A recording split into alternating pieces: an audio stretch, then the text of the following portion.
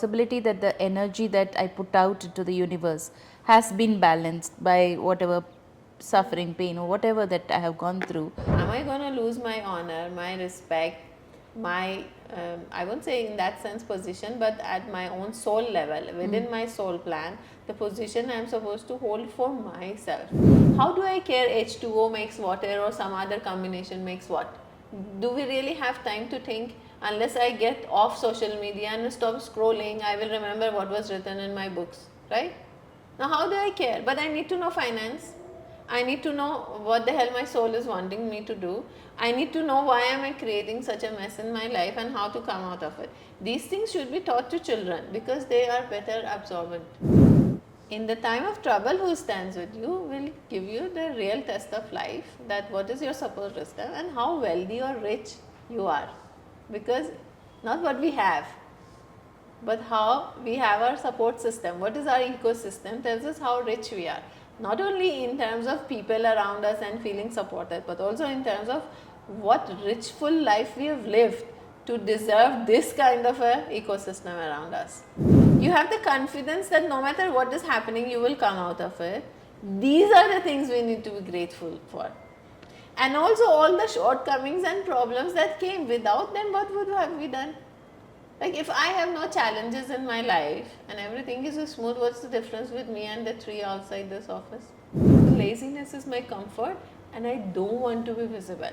The other reason is an inner child comes in between. When I was visible as a child, I had to face the wrath of one of the parents. That parent had a problem with my visibility and it would create chaos in my system. I was a very calm child. I have a karmic relationship with India, but it is less karmic than it has been with Iran. So I chose a less karmic place. Elon Musk has come. He's selling land to you on Mars. Why the hell he is not staying in Mars then? If Mars is so good and we are buying it. So that is possible, isn't it? The possibility that the energy that I put out into the universe has been balanced by whatever suffering, pain, or whatever that I have gone through. But I still cling to the residue of that exchange, which is the guilt I carry or the shame I carry. And that I can consciously work on myself and drop. Yes, yes, yes. And that's a very empowering thought. So in that context then, how does one look at ideas like compassion, for example? So, we have sympathy, then we have empathy, then we have compassion. So sympathy is basically, I feel your victimhood. I fuel it. I air the fire of victimhood. So I'm sympathizing with you. There's really no real feeling emotion. I'm not helping you in any way, I'm just listening to you and saying, oh, poor you. That's sympathy. And we have empathy, where I'm sitting with you, I am not fueling the fire, but I am genuinely feeling your distress. And I'm trying to give you a solution, help you, talk to you, bring you out. I'm doing something about it, and I'm genuinely feeling your distress, your pain. And I'm trying to be there somehow. But when we are operating from sympathy, which is very ego driven, and empathy, which is kind of heart driven, then I am also kind of trying to interfere with the outcome. I am trying to make you feel better, give you suggestions, this, that. And then we have compassion. Now, when we talk about compassion, it is about me feeling your pain but not participating with you in it. In empathy, I am participating with you. In sympathy, I am participating with you to some extent, When it comes to compassion, I am knowing what you are going through.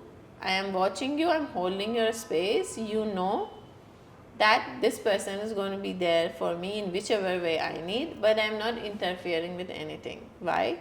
Because there is this sense of awareness or wisdom which is telling me I need to be there for her to feel courageous and strong enough to go through this pain, complete the lesson, understand the wisdom and come out as a winner. I cannot interfere at this moment, because when I do that, I am going to take the chance of you learning, becoming stronger or owning up your issues. This is, as per me, I may be wrong. See, what I understand is very what I understand. I don't go read books and understand things. So this to me is the real compassion. Now, if I am needed to hold your space a little more, or in some way, maybe by way of profession or our connection, or we are, let's say, siblings, hold your space or even help you to come out of it, I need to now check with myself. What I'm going to do, is it number one good for your highest good? Are you going to come out of it and never repeat this cycle again, or I'm going to bring you out, not giving you any strength or any skills to deal with it? What if I die tomorrow? Yeah. How will you handle life if I keep doing your work for you, right? I need to be able to have that pain of knowing and the pain and the resilience to hold on my space and say no matter what I'm there, but I will not interfere, right? Now let's say I have to interfere, I'll ask, is this for her highest good? Secondly, how much am I going to compromise on my self-compassion? Yeah. Am I going to lose my honor, my respect, my, I won't say in that sense position, but at my own soul level, within my soul plan, the position I'm supposed to hold for myself. And if I do this, am I going to come out empty, or both of us are going to come out fuller?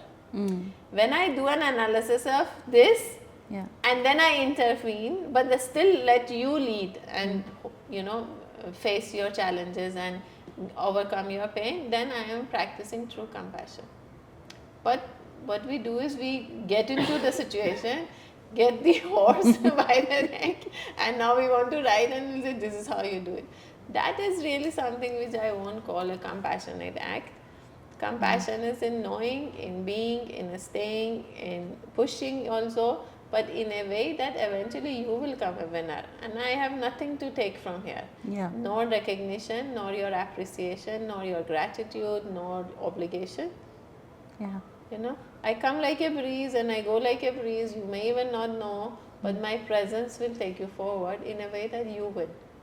And of course I will win. Anyone who wins, all human beings will win. Yes. Right? So that, to me, that is real compassion. I have a cousin of this question. Forgiveness. Okay. And is there a connection between compassion and forgiveness? And you also mentioned that forgiveness leads you to absolute freedom. Yeah. And can you elaborate? Yeah. So of course compassion and forgiveness are related. Unless you have compassion, you cannot forgive. Because the reason why we can't forgive is that we remain in victimhood. We want to believe someone else caused us the pain. We refuse to take accountability and responsibility of, okay, even if let's say Srini slapped me and I felt the pain. What in me caused Srini to slap me? Why did I ask Srini to play the villain in my life and do this thing to me and humiliate me? What was my need to experience the humiliation? When I refuse to ask these really fundamental questions that can actually change and transform me and my life, then I am in victimhood. Then I cannot forgive, because now you gave me the pain. I didn't choose the pain. How can I forgive you, right? So for that we need self-compassion, number one. Then only I can forgive. Now forgiveness also, is it coming from the ego? Am I forgiving to feel greater because great people forgive and move on? Or is it to satisfy my ego? I forgive but I never forget. We hear that a lot, right? They always say that forgiveness leads to high road. I don't know about that, but forgiveness makes you to reach yourself. But the most difficult and authentic, part of forgiveness is when you sit down and forgive yourself. This is where we fail. This is where forgiveness also fails. No, I don't think we even try. Yeah. I don't think we understand it. Yeah, because first we need to move from victimhood to number one. Yeah. Then pointing the finger like that, knowing 3 fingers are towards me, I need to check here. That's a lot of work. No? That's why people come to therapy. The moment you say, if you want your life to change, it has nothing to do with your husband, your wife, you need to change, they disappear. They don't come back ever again. That's what victimhood is. Yes, right? So now, so you have to first identify victimhood. then take responsibility, then do a lot of work and see all these three fingers, what are they indicating and what are they pointing at. You discover that, then you realize, oh my god, what a fool I have been, I did this to myself all this while and also many other lifetimes. Your ego will take a hit. So to reach there, then you're opening the space for self-compassion. Okay, I did all of that, I still accept myself, it's okay, I can be a better version, I have options, I can do better. And now can I forgive myself? A lot of times we can't forgive ourselves because we realize all the mess we have created is a result of our own stupidity and foolishness. I think I'm going to ask universities to conduct a PG diploma in self-forgiveness. It is needed. We need to teach this to children. We need to teach what we are talking in schools. It is high time we really take a decision and introduce this as a curriculum. How do I care H2O makes water or some other combination makes what?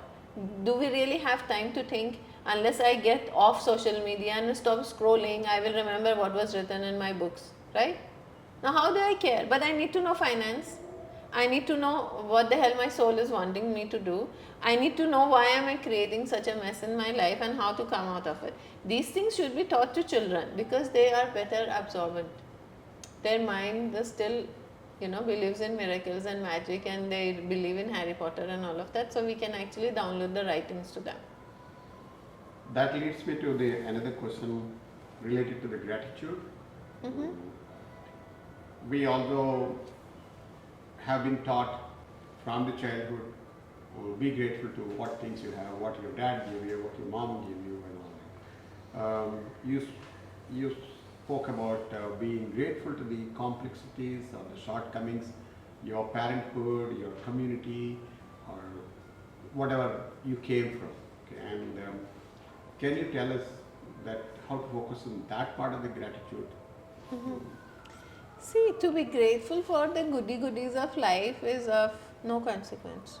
They're anyways happening.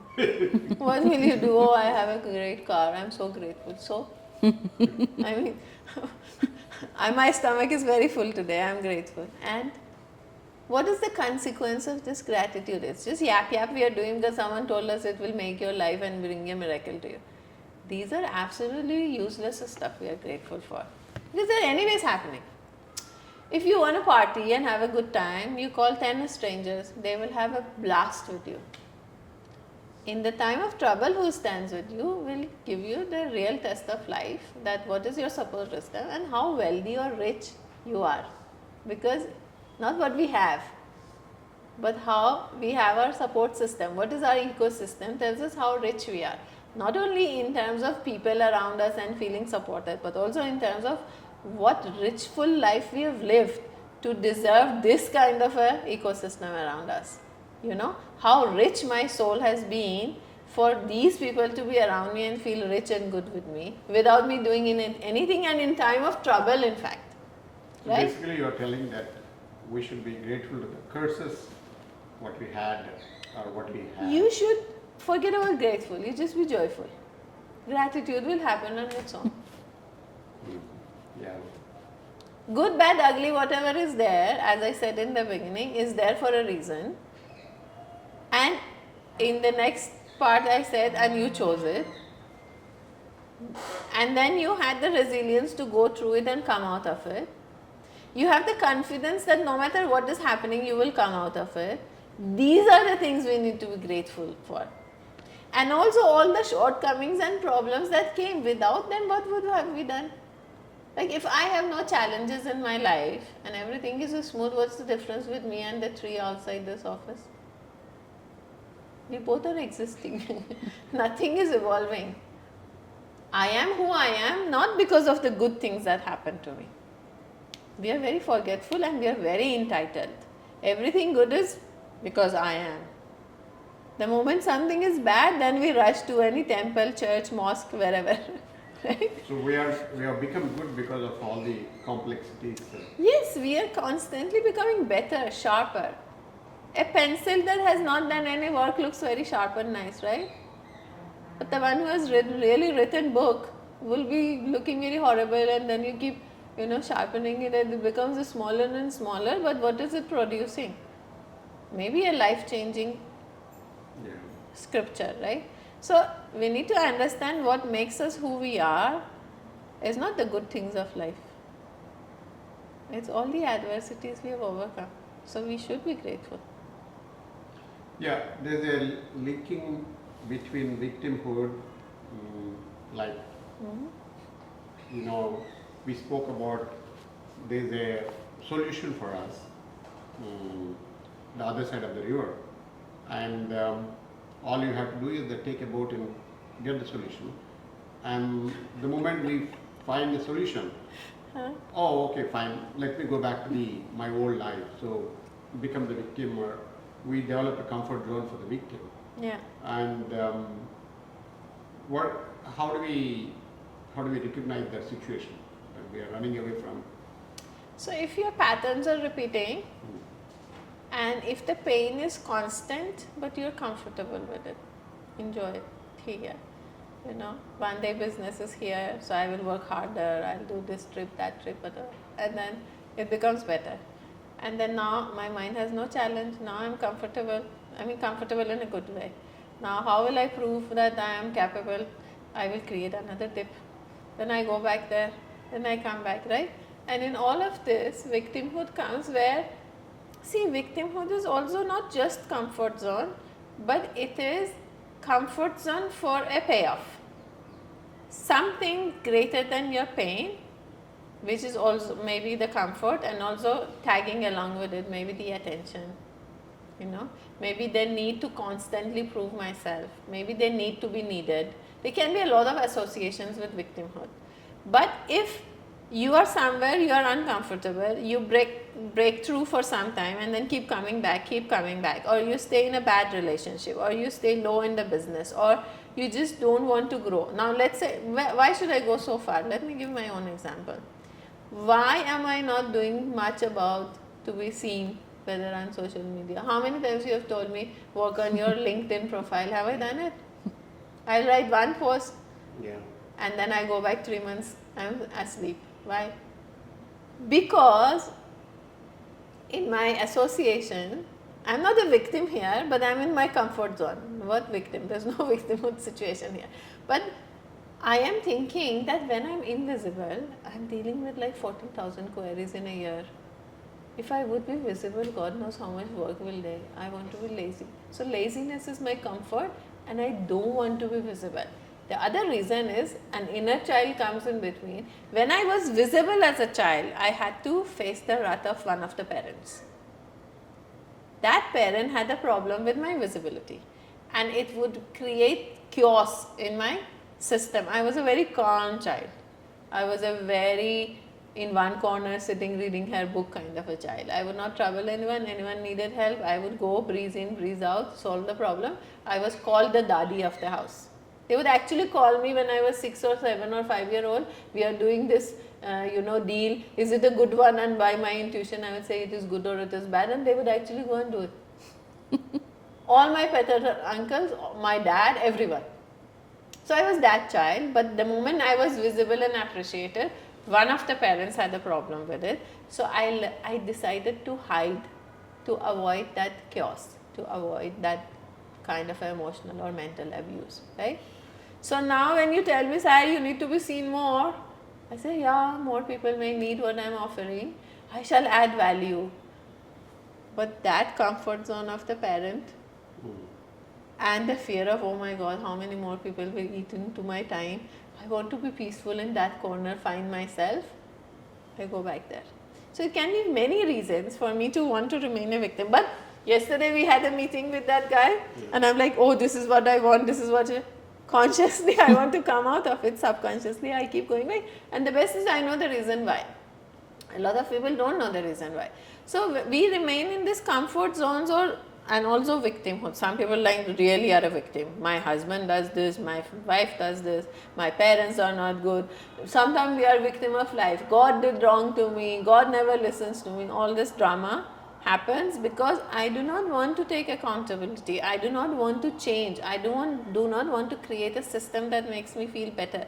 Because for that I need to look at a lot of stuff and change them. It's too much work. A lot of us as souls are tired souls. We have done so much work in the past that we have no energy to deal with this chaos.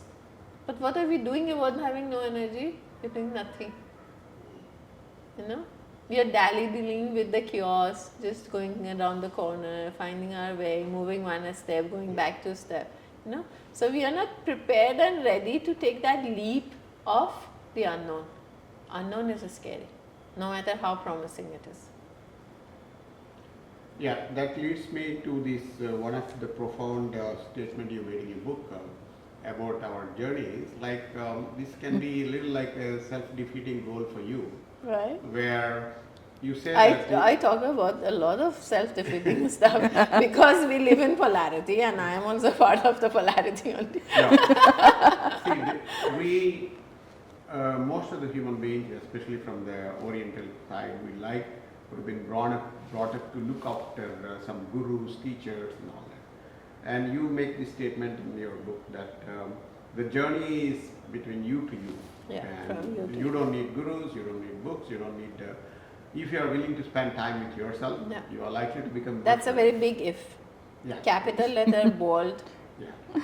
and in every possible way highlighted. Can you help how to create the journey between you to you so that you are very independent and you lead a joyful life? So first of all is to let go of victimhood, which is a very big one, because victimhood, like anything else, like our consciousness has layers, and so does anything which is opposite of it. So victimhood, like fear, like ego, like jealousy, like anger, will have many layers to it. So, but at least to begin with, to take charge and say, I'm responsible. Whatever was, is, and would be, I'm the one who has to handle it. I'm in charge, right? And so this comes with a lot of responsibility towards the self, accountability, a lot of diligent work towards looking at what has been happening, what has been the course of your life, the kind of relationships you have had, your relationship with finance, your relationship with the place that you are in. I have a karmic relationship with India, but it is less karmic than it has been with Iran. So I chose a less karmic place, but also a place that pushes you to work on it, because the land has so much wisdom in a different way. Iran is also a very wise land. It's an ancient land, probably even older than India. But that wisdom is not meant for the journey I was choosing this lifetime, right? So when we start looking at picking up chunks of our life and looking at them and actually dissecting them, and then taking responsibility with acceptance, not with regret and guilt. Because forever I was taking responsibility from guilt and regret. That wasn't serving me. Now I am, obviously, because when I wrote that book I was another Sahar, and now I am someone else totally. Sometimes I read the book and say, oh my god, why did I write that? Too basic. But anyways, that's how we evolve, right? So now, when we come to a place where we can accept, okay, with acceptance we take responsibility and move from victimhood. The other thing is, you see, our subconscious mind learns by repetition. So I need to have constant reminders that it is me. It is all about me. I am responsible. I also need to constantly remind myself that the universe is working for me.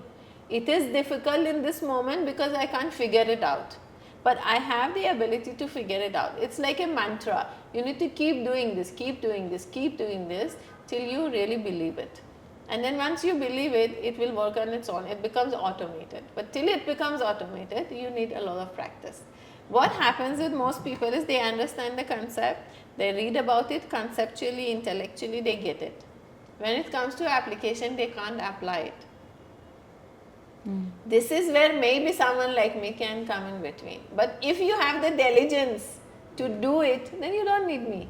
Because your body, your system, your life, everything is hidden in every day of your life. Every thought of yours has a clue of where you're going wrong. Every word you're speaking to yourself is telling you what you're doing with yourself. But if we pay attention, now people like me come to make you forcefully, grab you from the ear, make you sit in front of the mirror and say, look.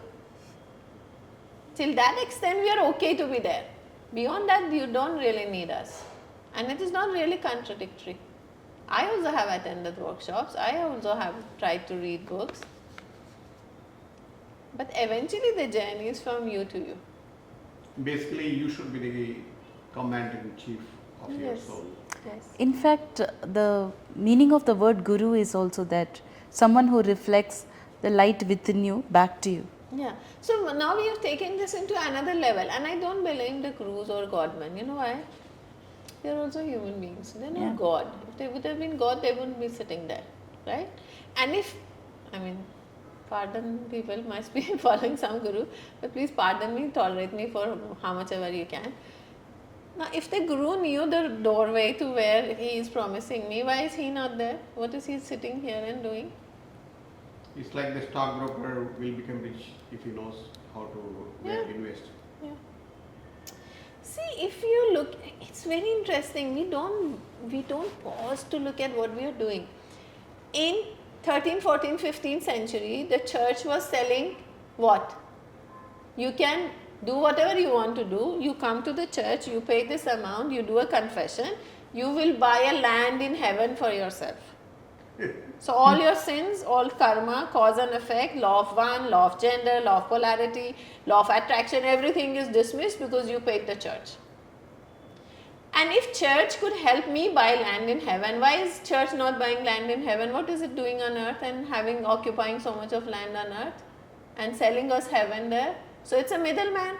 Yeah. Why should I listen to a middleman? Do I need a middleman between me and my consciousness, between me and God? It's a question to ask, right? That changed, that to stop. Elon Musk has come. He's selling land to you on Mars. Why the hell he is not staying in Mars then? If Mars is so good and we are buying it. Look at the level of ignorance. What do I say? Now, if this is the level of ignorance we have, then we need someone to at least little bit, ignite or spark that little bit of a light thingy somewhere. Maybe something will work. But honestly, if you can pause and diligently understand what the hell is happening inside of you and understand if the world is a chaos, it is because there is chaos in every one of us, and unless we heal this chaos, the world outside will not look calm, then we don't need gurus. And we don't need a middleman. And we don't need Sahar sitting here and talking non-stop. We don't need it. But who is doing that? Not even 0.0000001% of the population is ready to sit with themselves even for half an hour a day. Then we need someone who will come with a stick and say, you better. Yeah. Yeah, but you to you is a very great lesson. I really appreciate your bringing in that, that's, I can say, new universal love. Okay. Another very profound statement in your book, especially for me as someone who studies yoga, is that the breath is the only thing that you own. You don't own anything. Yeah. Neither your body is yours, nor your mind is yours. Real estate. Nothing is yours. What is yours? When you go from here, what do you take with you? And when I say only breath is yours, because at least you can have charge of the breath. You can learn how to breathe as a yogi, or just learn how to do the practice of yogic breathing, any form of it. There are hundreds of ways of doing the breathing. And that breath is divine intelligence in action. That's actually the only thing you own, but that's also everything you can ever want to, if you want to redirect your life. And that breath, when you take charge of the breath, because that's the only thing you own, and you understand the breath, you become one with the rhythm of it, or as per your understanding try to change the rhythm. It calms the mind. Then you can look at the soul. Then you can give the steering wheel in the hands of the soul, and then now you can trust that you are in the right direction. So And that's all you need to do. technically we are going in the wrong direction, ignoring our breath and investing in everything else, Yeah. which anyway doesn't belong to us. Yeah. Yes. We are chasing everything with the tools which actually make us reach nowhere. There is one tool and one entity and one property that you have, which is your breath, and that is enough to take you from here to Mars. maybe not physically, but you can actually telepathically go see what's happening on Mars if you master your breath. You would know. Or connect with your soul. Anything you want to do. I think for most of us, more than the Mars, I think what the breath does is bring all parts of us together to the present moment. Yeah, and also recognize that you are a universe in itself, whole Yeah. and complete. At least discover this. Yeah.